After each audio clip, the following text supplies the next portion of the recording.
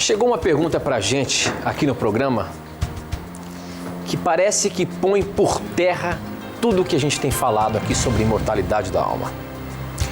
Porque o apóstolo Paulo, que é conhecido como um dos maiores apóstolos bíblicos, escreveu em 2 Coríntios 5, o verso 8, as seguintes palavras: estamos muito animados e gostaríamos de deixar de viver neste corpo para irmos viver com o Senhor.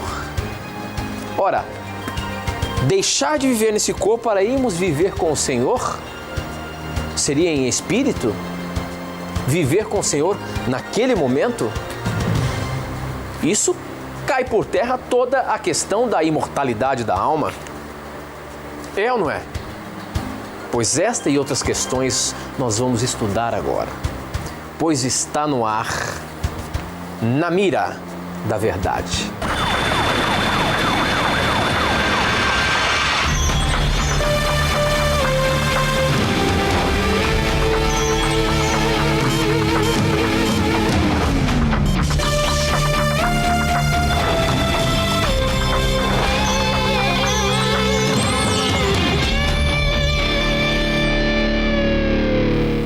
Olá, seja muito bem-vindo. Já nos conectamos com o Brasil e o mundo através das ondas do rádio, da internet e da TV Novo Tempo espalhada por todo o nosso país. Obrigado por você já estar conosco aqui no começo do programa Na Mira da Verdade. Afinal de contas, é você quem faz o programa acontecer. Através das suas perguntas, através das suas dúvidas, esse programa torna-se uma realidade. Obrigado pelo carinho da sua audiência. Vamos começar cumprimentando meu amigo, o professor Leandro Quadros. Como é que vai, professor? Tudo bem? Graças a Deus, meu amigo. Estamos aí para estudarmos mais uma vez a Bíblia com os nossos amigos. Esperamos que Deus abençoe a todos nós com aquilo de novidade que vamos aprender na sua palavra hoje, né? Que bom, professor. Eu queria mandar um abraço todo especial para os nossos ouvintes, como sempre, que acompanham a gente através da Rádio Novo Tempo. São 17, 18 emissoras espalhadas pelo Brasil que transmitem simultaneamente o programa Na Mira da Verdade. Obrigado a você, ouvinte da Rádio Novo Tempo, que acompanha o nosso programa também, tá bom? Professor, nós abrimos o programa aqui falando sobre um texto de imortalidade da alma que nos dá a ideia de que tudo aquilo que a gente já falou aqui nesse programa cai por terra, professor. Porque me diga uma coisa, o apóstolo Paulo é considerado na Bíblia um dos maiores apóstolos, correto? Exatamente. Foi aquele que fez do evangelho aí, que pregou para todo mundo na sua época, não é? Só que ele diz um texto aqui, num determinado momento na igreja de Corinto, que ele preferia sair do corpo e viver com Jesus, professor. Olha só o que fala aqui, Coríntios 5, o verso 8. Estamos muito animados e gostaríamos de deixar de viver neste corpo para irmos viver com o Senhor. Será que isso aqui não cai por terra, tudo aquilo que a gente tem falado sobre a questão da imortalidade da alma, meu amigo? Tu sabe, meu amigo, que esse é um dos textos mais assim mal compreendidos no meio cristão, né? As pessoas pegam esse texto de Paulo e dizem o seguinte: olha, Paulo ali está dizendo claramente que ao morrer ele iria deixar o seu corpo físico e habitar com o Senhor em espírito lá na glória. Só que quando nós vamos para o que o próprio Paulo diz sobre o momento em que a pessoa será recompensada para estar na eternidade, nós percebemos que aquele texto de 2 Coríntios 5,8 não fala o que muitas pessoas pensam que ele diz. Então, por exemplo, para o apóstolo Paulo, quando era o momento em que a pessoa receberia a recompensa? Para o apóstolo Paulo não era logo por ocasião da morte, mas olha o que diz aqui 2 Timóteo capítulo 4, versículo 8. Desde agora a coroa da justiça me está guardada, ao qual o Senhor, justo juiz, me dará naquele dia. E não somente a mim, mas também a todos quanto amarem a sua vinda. Perceba que aqui é dito que Paulo receberia a coroa da justiça, a coroa da vida eterna, naquele dia, na volta de Jesus Cristo. E aqui é colocado o evento como um evento futuro. E, portanto, Paulo não acreditava numa recompensa logo após a morte. Ele acreditava, sim, numa recompensa que ele receberia quando Cristo voltasse. Então, esse é o pensamento de Paulo em 2 Timóteo 4,8. Agora, O que quer dizer então 2 Coríntios 5,8, quando Paulo afirma que ele queria deixar o corpo e habitar com o Senhor? Precisamos fazer uma análise contextual para percebermos que Paulo não está falando da imortalidade da alma. Vamos ler aqui a partir do versículo 2, e aí você vai conseguir compreender o pensamento de Paulo aqui. E por isso também gememos, desejando ser revestidos da nossa habitação, que é do céu. Se todavia, estando vestidos, não formos achados nus. Porque também nós, os que estamos neste tabernáculo, ou seja, neste corpo, gememos carregados, não porque queremos ser despidos, mas revestidos, para que o mortal seja absorvido pela vida. Veja, Paulo está expressando aqui a esperança de ele deixar esse corpo corrupto pelo pecado e ser transformado para receber esse corpo celestial. E aí no versículo 4 diz assim: porque também nós, os que estamos neste tabernáculo, gememos carregados, não porque queremos ser despidos, mas revestidos, para que o mortal seja absorvido pela vida. Perceba nesse texto também que Paulo não queria ser despido, ou seja, ser tirado mesmo do corpo. Ele queria que o seu corpo fosse o quê? Transformado. E aí no versículo 8 ele fala que ele prefere deixar o corpo e habitar com o Senhor. Paulo Agora, professor, esse texto aí, muitos que defendem a imortalidade da alma usam esse texto aí para provar que simplesmente só com esse texto já dá a entender de que Paulo acreditava na imortalidade da alma, e não é isso então, como você está falando. E não é isso, aí, amigo. Quando lemos o contexto, Paulo está falando de duas casas, diríamos assim, simbólicas. O corpo terreno, afetado pelo pecado, e o corpo espiritual, que a pessoa vai herdar de Deus quando Deus a transformar por ocasião da volta de Cristo. Então, quando Paulo fala que ele prefere deixar o corpo e habitar com o Senhor, temos que analisar isso no contexto amplo do capítulo. Ele quer deixar o corpo mortal, contaminado pelo pecado, cansado, para habitar com o Senhor no corpo glorificado que o Senhor vai dar para os salvos. Perceba, amigo ouvinte, que para Paulo o assunto é muito claro. Nós não vamos para o céu em forma de espíritos desencarnados, mas na maneira de corpos glorificados. Então, quando Paulo fala em deixar o corpo, é deixar esse corpo corrupto, que está gemendo por causa das consequências do pecado.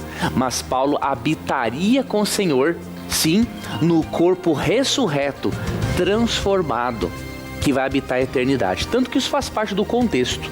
Aqui em 2 Coríntios 4,14, falando do único momento através do qual voltaremos a ter consciência após a morte, Paulo fala em 2 Coríntios 4,14 o seguinte, ó: sabendo que o que ressuscitou o Senhor Jesus nos ressuscitará também por Jesus e nos apresentará convosco. Então essa é a esperança bíblica, querido amigo.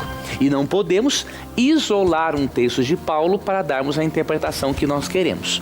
Até mesmo porque em 1 Coríntios 15, 23, Paulo diz, que os que são de Cristo receberão a vida na sua vinda, e portanto não há vida após a morte sem que Cristo volte para ressuscitar e transformar os seus filhos. Muito bem, professor. Bom, nós temos aí, para você participar do nosso programa, basta você mandar um torpedinho SMS para 12 9156 6972. Você manda a sua pergunta, eu recebo aqui na hora. Você também pode participar do nosso programa acessando o nosso blog. O nosso blog é novotempo.com/na mira da verdade. Você vai ver aí que do lado direito tem um espaço interativo dizendo que o programa está no ar, para você mandar a sua pergunta e chega aqui na hora para a gente também. Ou então, através do nosso Twitter. Nosso Twitter é @na mira da verdade. Acesse lá twitter.com/na mira da verdade, passe a seguir o programa e interaja com a gente aqui ao vivo através das suas perguntas e os seus questionamentos, tá bom? Pelo nosso blog aqui chegou uma pergunta interessante do Cristiano, ele é de Santo Antônio, Paraná, e ele diz de Santo Antônio da Platina, no Paraná. E olha só, professor, que interessante essa questão. Sabendo que os dons são distribuídos pelo Espírito Santo, como vocês podem optar por não falar em língua? O Espírito Santo não atribuiu esse dom aos adventistas do sétimo dia? Olha aí, professor. Olha que interessante. Nós não cremos que o dom de línguas ou qualquer outro dom espiritual deva ser negado e ao mesmo tempo exigido. Por quê, querido amigo? Porque em 1 Coríntios 12:11 encontramos a referência de que é Deus quem escolhe o dom. Então diz assim: mas um só e o mesmo Espírito opera todas estas coisas, repartindo particularmente a cada um como quer. Então, ao mesmo tempo que não podemos nos privarmos de um dom espiritual, não podemos reclamá-lo como nosso, porque quem escolhe o dom é o Espírito Santo.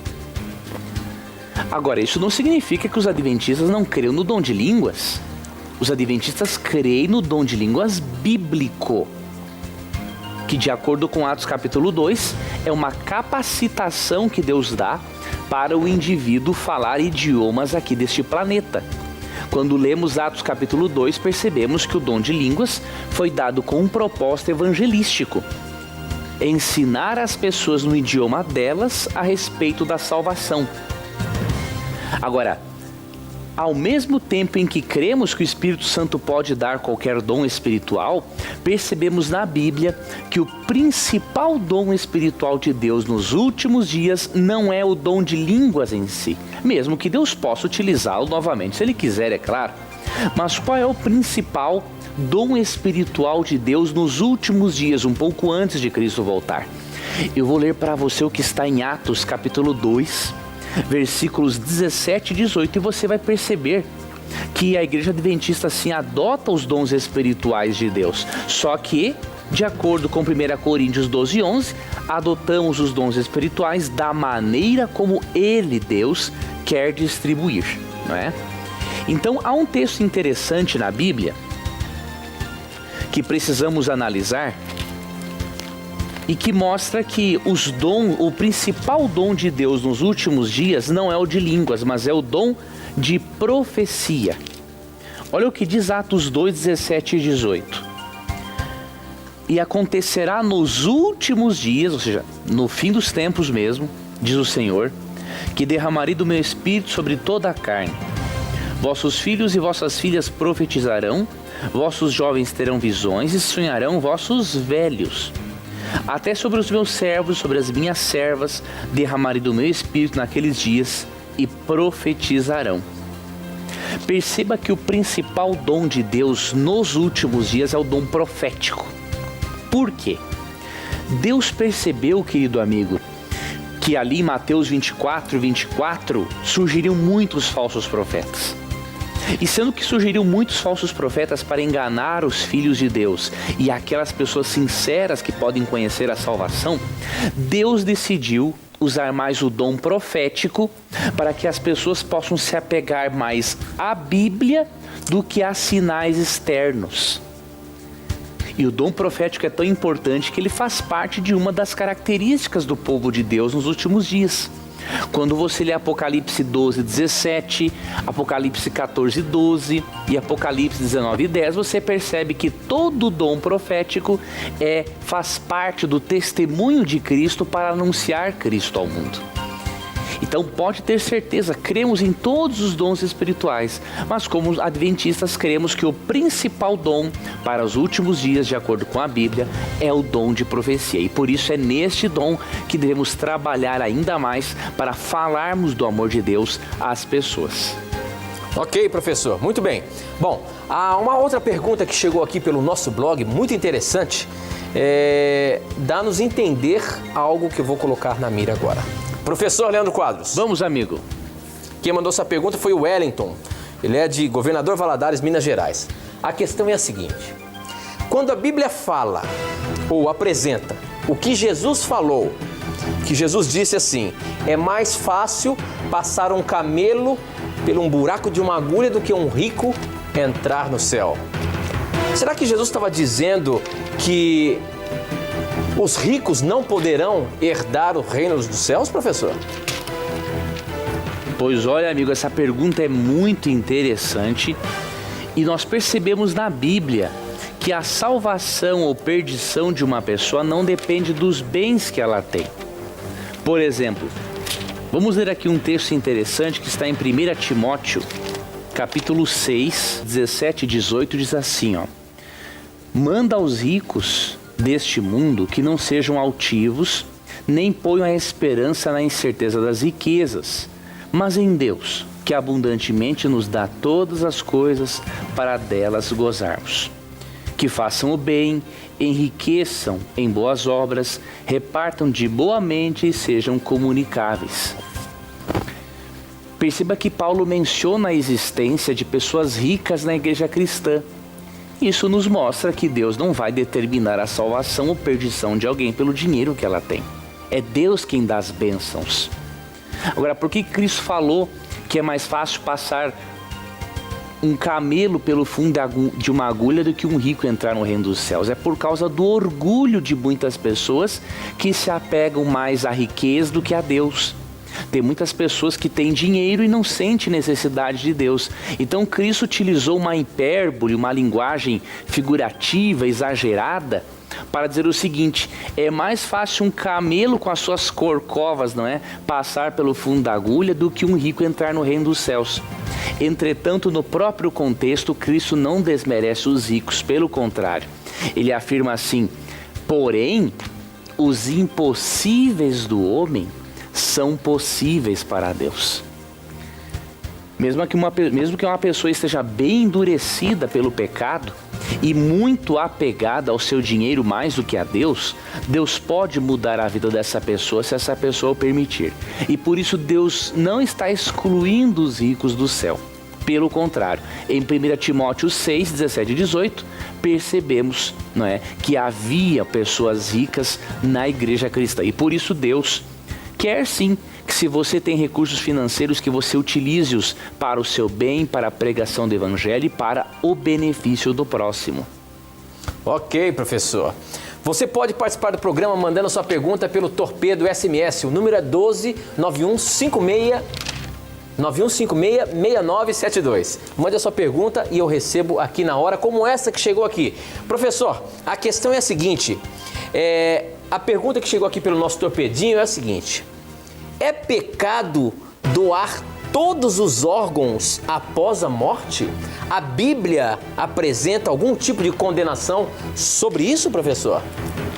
Pois olha, a Bíblia não fala sobre o assunto, porque a doação de órgãos não existia, obviamente, nos tempos da medicina dos dias bíblicos.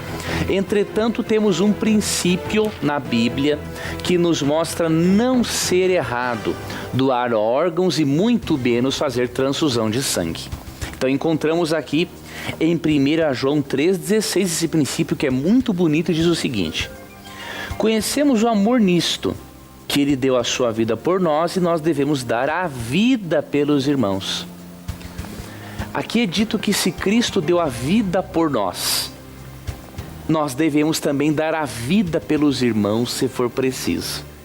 Então, se for preciso, devemos dar a vida pelos irmãos, podemos perfeitamente fazer uma doação de órgãos ou, inclusive, fazer também a transfusão de sangue. Então, portanto, é nesse princípio de 1 João 3,16, pelo contrário, ao invés de proibir, ele aprova que o cristão seja altruísta e ajude outras pessoas a viverem mais tempo para que conheçam mais do amor de Deus e tenham mais chance de serem salvas. Muito bem, professor. Eu queria agora aproveitar a você e apresentar o nosso presente que oferecemos aqui em todos os programas. Essa revista aqui, ó, Verdades para o Tempo do Fim.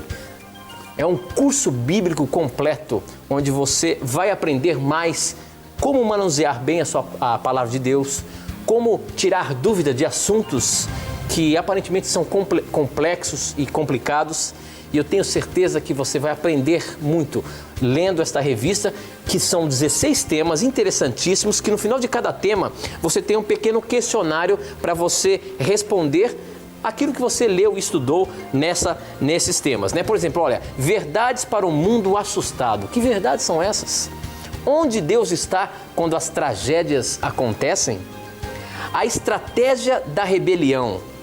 O milagre do novo nascimento. E assim vários temas interessantíssimos que permeiam a palavra de Deus e que eu tenho certeza que vão fazer você aprender bastante. Para você ter essa revista aí na sua casa, você não vai pagar nada. É gratuito, é um presente nosso para você. Basta você acessar o nosso blog, que é novotempo.com/Na Mira da Verdade. Entra lá, você vai ver que tem um espaço assim do lado direito com o desenho dessa revista. É só você clicar em cima da revista, você vai entrar em uma página de cadastro para você colocar os seus dados postais para que a revista chegue aí certinho na sua casa, tá bom? É um presente que nós oferecemos para você, você não vai pagar nada por isso. Aproveite, peça agora mesmo, entre lá no nosso blog novotempo.com/Na Mira da Verdade e receba gratuitamente a revista Verdades para o Tempo do Fim, tá bom? Bom, existem muitas perguntas que chegaram aqui pelo nosso blog e pelo Twitter também, mas eu queria colocar, ou melhor, pelo SMS, mas eu queria colocar uma pergunta do Twitter.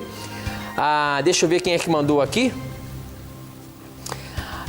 A Camila e o Heitor perguntam o seguinte: gostaria de saber dos arrebatados ainda em terra e sobre Moisés e o seu corpo disputado por Deus e o diabo. E eu queria colocar essa pergunta aqui, a questão do corpo de Moisés que foi disputado entre Jesus e o diabo, professor. Que história é essa de disputa do corpo dele e por que haveria tal disputa entre Jesus e o diabo? Qual era o objetivo disso daí? Por que o diabo queria o corpo de Moisés, professor? Olha, essa pergunta, amigo, é muito importante porque nos mostra, quando entendemos esse assunto, nos mostra os bastidores do conflito entre o bem e o mal. Muitas vezes pensamos que o conflito entre o bem e o mal é algo simplesmente invisível em nosso planeta quando contemplamos catástrofes, tragédias, assassinatos. Isso é apenas partezinha do que está por trás. Existe um conflito entre o bem e o mal de forma assim real. E nós percebemos em Judas no capítulo 1, não é? Versículo 9, que certa vez Jesus contendeu com o diabo a respeito do corpo de Moisés.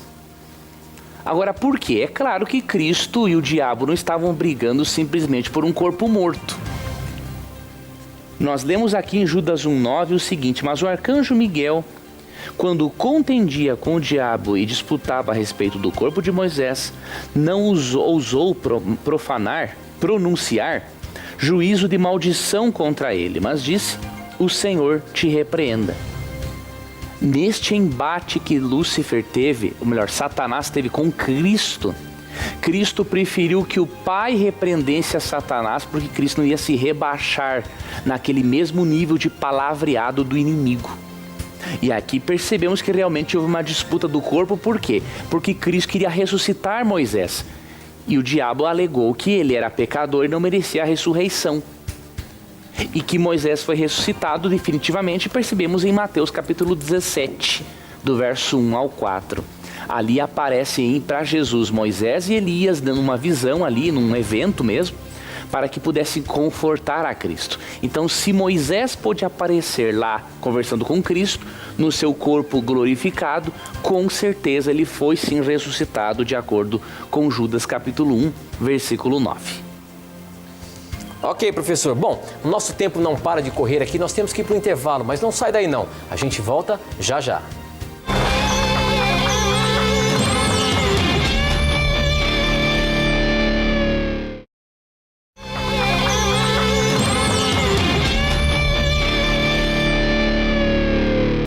Já estamos de volta e para você participar do nosso programa, você já sabe, né? Mande um torpedinho SMS pra gente. O número é 12 9156 6972. Você também pode mandar as suas perguntas através do nosso blog. O nosso blog é novotempo.com/Na Mira da Verdade.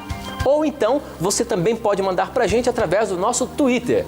O nosso Twitter é @Na Mira da Verdade. Você já conhece bem os meios de mandar as suas perguntas pra gente, portanto, não tenha preconceitos, mande o que você quiser e a sua pergunta vai estar na Mira da Verdade. Se você está chegando aqui agora no canal da Esperança, TV Novo Tempo, e está zapeando e caiu aqui no programa Na Mira da Verdade, este é um programa de perguntas e respostas bíblicas.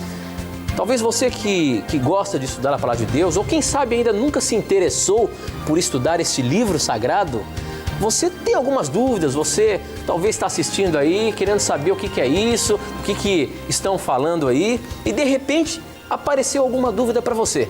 Manda a sua dúvida para a gente, manda a sua pergunta para a gente. a gente tem aqui o maior prazer em apresentar a Bíblia. Não é a opinião do professor Leandro Quadros, não é a opinião da TV Novo Tempo, da Igreja Adventista, do programa Na Mira da Verdade. Nós queremos aqui apresentar a Palavra de Deus. O professor Leandro Quadros tem um dom que Deus o deu de guardar muitos textos na cabeça e ele é fácil de manusear a Palavra de Deus. Então, se você tem alguma coisa bem capciosa, manda pra gente aqui, que a gente vai ter o prazer de colocar na mira e ver como é que o nosso amigo Leandro Quadros se sai ali, tá bom? Assim como essa pergunta que chegou aqui pelo nosso blog. Professor, vamos, amigo. Preste bem atenção.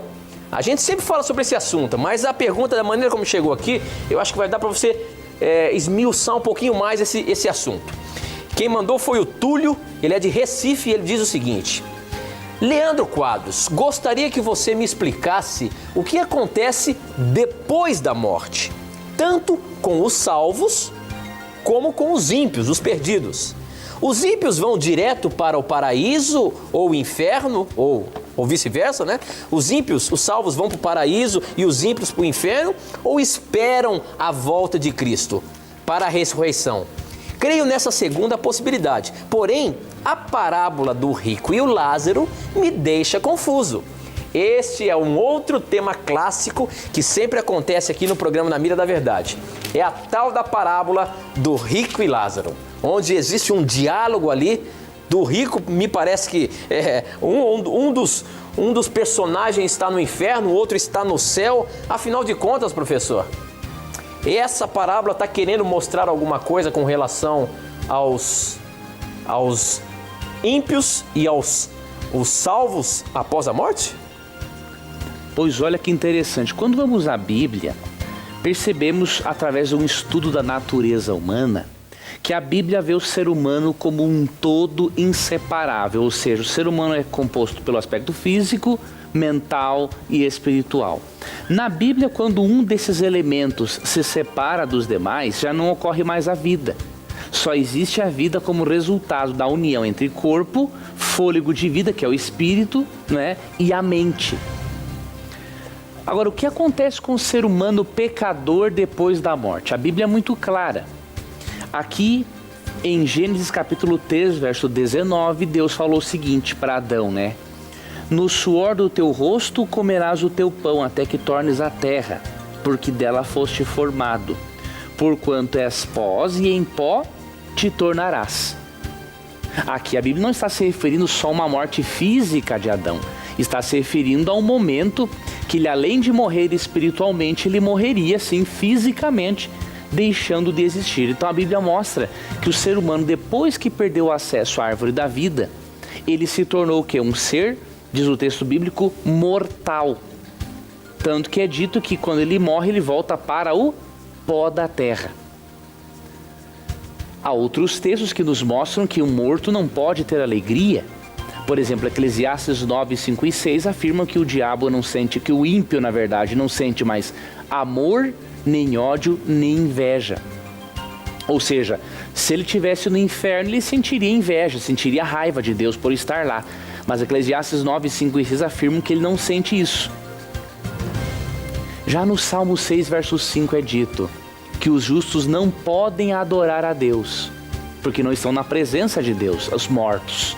Então isso significa que se os mortos estão dormindo e não estão adorando a Deus neste momento, é porque eles não foram para o céu ainda. Agora, como explicar a parábola do rico e Lázaro? Essa é uma parábola, é óbvio, complexa e detalhada para se explicar. Mas eu vou apresentar alguns versículos na própria parábola para você perceber, amigo que nos acompanha, que o relato no Evangelho de Lucas, ele é simbólico e não literal. Antes eu queria lhe dar um argumento para você analisar isso. Existem blocos de texto chamados de perícopes. Perícope é um bloco de um texto que fala do mesmo assunto. Para você saber se Lucas 16 é uma parábola, você tem que analisar a perícope, ou seja, o bloco de texto onde se encontra este capítulo. E quando você analisa Lucas 16, você percebe que ele faz parte de um bloco de texto que vai do capítulo 15, passa pelo 16, é óbvio, e vai até o capítulo 17, verso 10. Interessante é que nesta perícope, neste bloco de texto, Cristo conta uma série de parábolas para poder ensinar lições morais. Ele conta a parábola do filho pródigo, da moeda perdida. Ele conta também a parábola do administrador infiel e ali em Lucas 16 a parábola do rico e Lázaro. Agora, uma coisa que eu me pergunto é o seguinte: se dentro da perícope, daquele bloco de textos, Cristo se utiliza somente de parábolas para ensinar lições morais e espirituais, por que só o relato do capítulo 16 seria literal, se ele está dentro de um bloco de texto, de uma perícope, que mostra ser o relato simbólico? Então, essa é uma maneira correta de interpretarmos o texto. Agora, vamos analisar alguns detalhezinhos de Lucas 16, 19 a 31, para nós comprovarmos ainda mais que isso aqui não pode ser literal. Então, em Lucas 16, apresenta alguns detalhes da parábola. Por exemplo, aqui, no versículo 20, a partir do verso 19, diz assim: Ora, havia certo homem rico que se vestia de púrpura e de linho finíssimo e que todos os dias se regalava esplendidamente. Havia também certo mendigo chamado Lázaro, coberto de chagas, que jazia à porta daquele e desejava alimentar-se das migalhas que caíam da mesa do rico, e até os cães iam lamber-lhe as úlceras. Aconteceu morrer o mendigo e ser levado pelos anjos para o seio de Abraão. Morreu também o rico e foi sepultado. No inferno, estando em tormentos, levantou os olhos e viu ao longe Abraão e Lázaro no seu seio. Então, clamando, disse: Pai Abraão, tem misericórdia de mim, e manda a Lázaro que molhe em água a ponta do dedo e me refresque a língua, porque estou atormentado nesta chama. Verso 25. Disse, porém, Abraão: Filho, lembra-te que recebeste os teus bens em tua vida, e Lázaro igualmente os males. Agora, porém, ele está aqui consolado, e tu em tormentos. Você percebeu nesse diálogo coisas interessantes? Nesse diálogo entre o suposto Abraão e o rico, é dito que o rico foi para o inferno porque ele era rico. E aí Abraão falou o seguinte: olha, filho, você teve muita coisa boa em vida. Você teve dinheiro, você teve posses, teve comida quando quis. Agora é o momento de ele, Lázaro, o mendigo, desfrutar de uma vida melhor que você. Então você vai para o inferno e ele vai para o céu. Mas isso é uma contradição, meu amigo, porque a Bíblia diz em 1 Timóteo 6, 17 e 18, que haviam ricos na igreja cristã e que não é o dinheiro que determina a salvação ou perdição de uma pessoa. Há outros detalhes na parábola também, por exemplo, ali é dito que no verso 23, que o rico olhou ao longe e viu Lázaro perto de Abraão.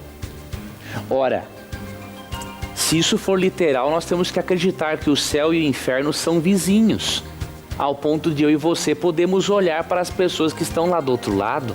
E aí o céu, com certeza, não seria um paraíso para nós, seria um inferno, porque você batendo papo com um querido seu que morreu e está sendo atormentado no lago de fogo, isso vai lhe causar uma tristeza pela vida eterna. Não tem como. Outro detalhe da parábola é que o rico chama pai Abraão, mas na verdade 1 Timóteo 2,5 afirma que só Jesus é o nosso intercessor. E sem falar na questão da salvação pelas obras, não é? Se o indivíduo vai para o céu porque é pobre e o rico vai para o inferno porque é rico, então a salvação é pelas obras. Basta eu ser pobre e eu estarei no céu. Mas não é isso que a parábola quer ensinar. Por isso que nós não devemos nos atermos aos detalhes da parábola, mas à lição espiritual principal que ela quer nos passar. E qual foi a lição principal que Cristo quis nos passar? Essa lição nós encontramos na própria parábola, em Lucas capítulo 16. Depois que o suposto Abraão está dialogando com o rico sobre o ir ou não para o inferno e se ajudaria os seus parentes ou não a conhecerem a salvação, nós percebemos aqui em Lucas 16, versículo 31, a lição final que Abraão queria ensinar, que Jesus queria ensinar através da parábola. Diz assim, Lucas 16, versículo 31. Porém, Abraão lhe disse, se não ouvem Moisés e os profetas, tampouco acreditarão, ainda que algum dos mortos ressuscite. O rico havia pedido assim, pai Abraão, permite que alguém avise aos meus parentes que aqui é terrível. E aí Abraão fala o seguinte, não, eles têm a lei de Moisés e os profetas. Eles têm que conhecer a verdade de Deus pela Bíblia.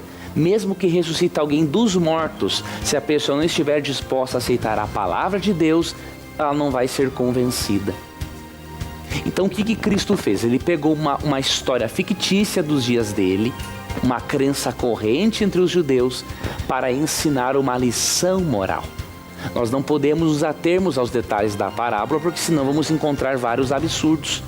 Os detalhes são o pano de fundo para nos apresentar o personagem principal, que é Cristo.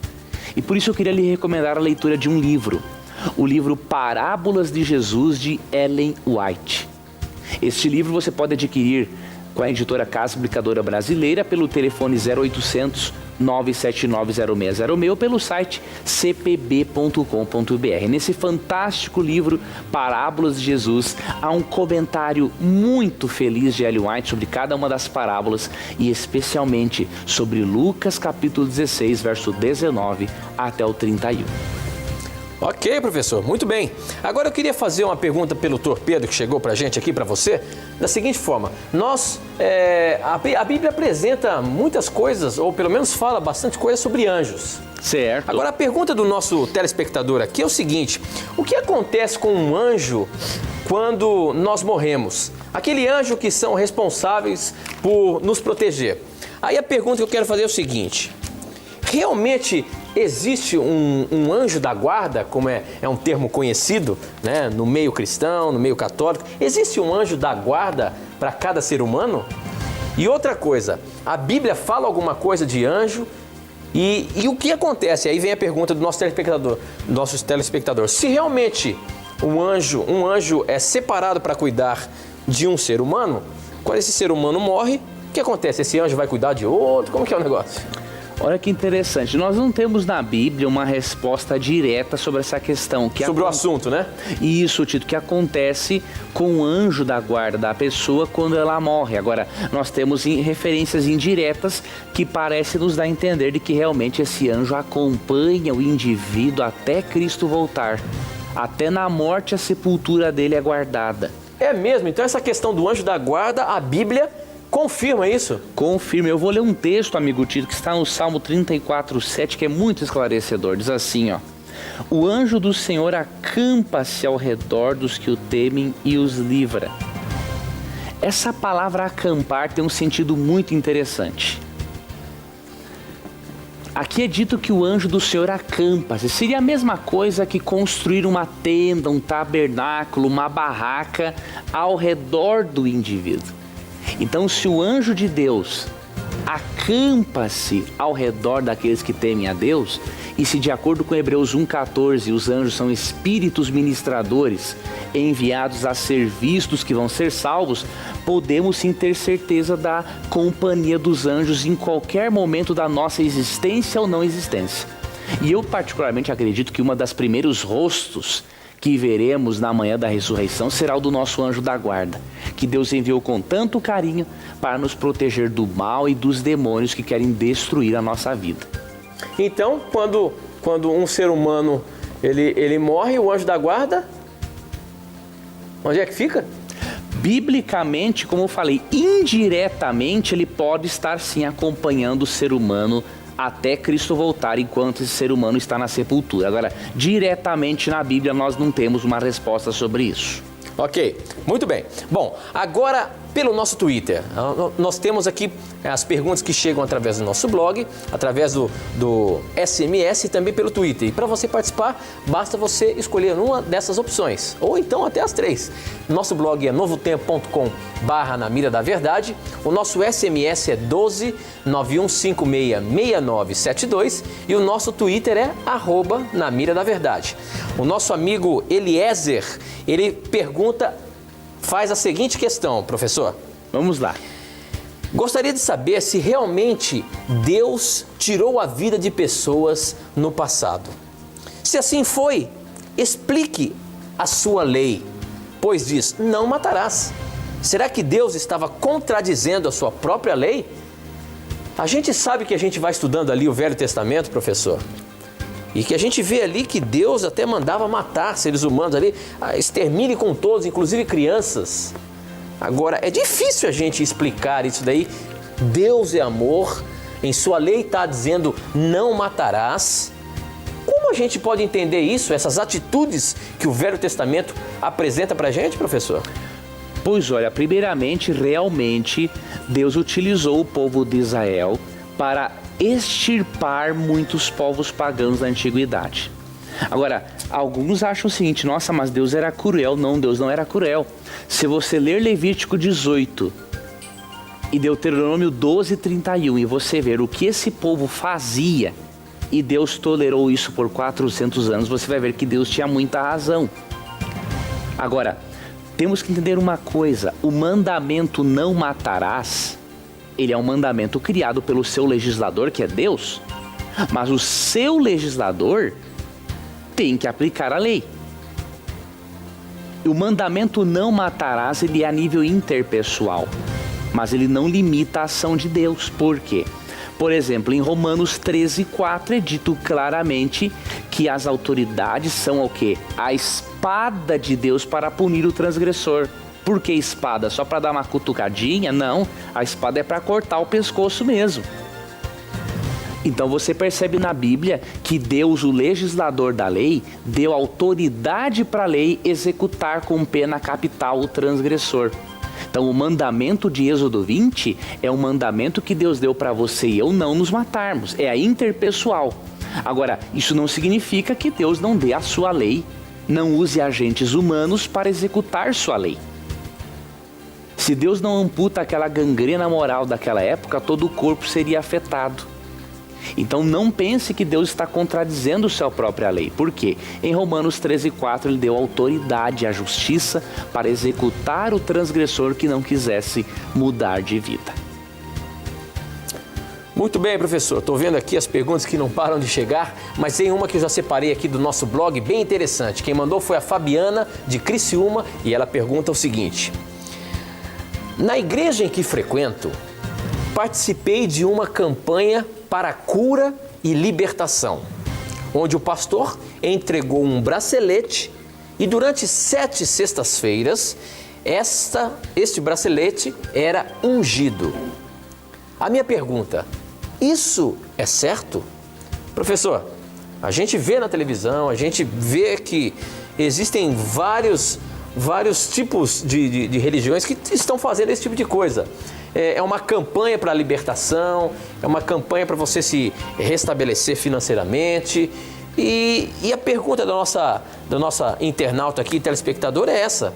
Ela participou de uma e ela sentiu dúvida, teve dúvida sobre isso que foi feito na igreja. Como é que é? A Bíblia tem alguma orientação sobre algum pacto que a gente tem que fazer com Deus para receber algum benefício dele, professor? Pois olha, biblicamente, quando uma pessoa era ungida com óleo, o óleo é um símbolo do Espírito Santo. Certo. Ela estava, Tito, entregando a sua vida a Deus para que Deus fizesse o que quisesse da vida dela, por ela estar se consagrando a Deus. Agora, percebemos que essa questão da unção não era feita de forma banal, como é feito em muitas igrejas evangélicas. Ungir uma pulseira, um copo de água, coisa parecida. Não, a Bíblia não defende isso. O que a Bíblia diz sobre a unção encontramos especialmente em Tiago 5,14, que diz o seguinte: está alguém entre vós doente? Chame os presbíteros da igreja e orem sobre ele, ungindo-o com azeite em nome do Senhor. E a oração da fé salvará o doente, e o Senhor o levantará. E se houver cometido pecados, ser-lhe-ão perdoados. Perceba que o texto é claro em dizer, que o único tipo de unção que se recebe é a unção para ser líder da igreja. Agora, ungir alguma peça de roupa ou adereço para usar, isso é mais parecido com alguns rituais de feitiçaria do que com o próprio cristianismo, porque na Bíblia nós nunca percebemos isso na vida de qualquer cristão seguidor de Jesus Cristo. Ok, professor. Outra pergunta que chegou aqui agora, essa também pelo nosso Twitter, é o seguinte: quando se fala da volta de Jesus, quando se fala aí de arrebatamento, quando se fala de milênio e tudo mais, uma das coisas que gera muita dúvida, professor, é que a Bíblia fala eu não sei se a Bíblia fala ou existe o conceito de que haverá 3 ressurreições. Como que a gente pode apresentar isso na Bíblia? Que história é essa de 3 ressurreições, professor? Pelo que eu sei, vai haver uma ressurreição quando Jesus voltar. Aqueles que morreram aceitando Jesus como seu Salvador pessoal será ressuscitado. Mas por que se fala em 3 ressurreições? E eu queria que você explicasse cada uma delas aí. Quer ver uma coisa, amigo Tito, querido telespectador que enviou essa pergunta? A Bíblia fala, na verdade, de 2 ressurreições gerais e de 2 ressurreições especiais. Opa, 4 ressurreições? Exatamente. Mas que isso, amigo? Olha aqui, amigo Tito, as 2 ressurreições gerais são mencionadas em João 5, 28 e 29. Pois vamos anotar esse texto, João 5, 28 e 29. Vamos fazer assim, Tito, tu vai abrir em Apocalipse 1:7 para nós vermos a primeira ressurreição parcial. Apocalipse 1:7? 1:7. Eu vou ler primeiro esse, depois tu lê o outro, tá? Tá bom. João 5, 28 e 29 diz assim: Não vos maravilheis disso, porque vem a hora em que todos os que estão nos sepulcros ouvirão a sua voz. E os que fizerem o bem sairão para a ressurreição da vida, e os que fizeram o mal para a ressurreição da condenação. Então aqui ocorrem 2 ressurreições. Uma ressurreição para aqueles que vão receber a vida eterna e outra para aqueles que vão receber o castigo e a destruição eterna. Ou seja, mesmo os ímpios irão ressuscitar também. Para receber a recompensa. Mas juntos? Não, aí o que acontece? De acordo com Apocalipse 24 e 5, a ressurreição geral dos maus ocorrerá só depois do milênio, quando Cristo voltar do céu e descer neste planeta com a cidade santa. Então nesse texto aí está falando dessas 2 ressurreições. Uma antes da volta de Jesus e a outra depois do milênio. Certo. Né? Agora, ressurreições especiais e não gerais encontramos em Apocalipse 1:7 e em Daniel 12, 1 e 2. O Tito vai ler Apocalipse 1:7 para nós, Tito. Olha lá, Apocalipse 1:7 diz o seguinte: Olhem, ele vem com as nuvens, todos o verão, até mesmo os que o atravessaram com a lança. Todos os povos do mundo chorarão por causa dele. Certamente será assim. Amém. Perceba que interessante, aí menciona um grupo de pessoas, não é? Que vai ressuscitar com Cristo na primeira vinda, e na segunda ressurreição menciona um grupo de pessoas que só vai ressuscitar depois do milênio. Já em Apocalipse 1:7 é dito uma coisa interessante, que quando Cristo voltar, aqueles que o traspassaram... Quem são esses? Os judeus, fariseus, líderes da época, responsáveis pela morte de Cristo.